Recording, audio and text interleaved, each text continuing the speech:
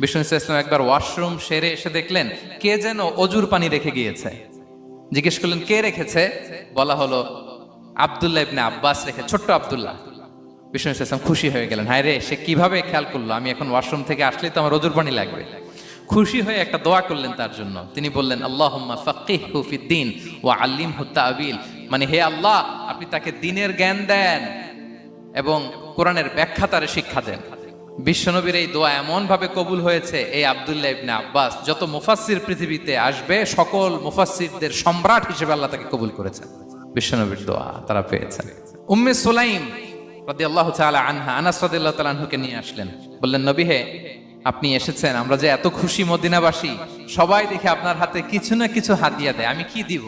কিছু দেয়ার নাই, কিছু দেয়ার নাই, আমি গরিব মানুষ, আমি আমার নার ছেঁড়া ধন, কলিজার টুকরা আনাস, আমার শিশু সন্তানটারাই আপনারে হাদিয়া দিয়ে দিলাম।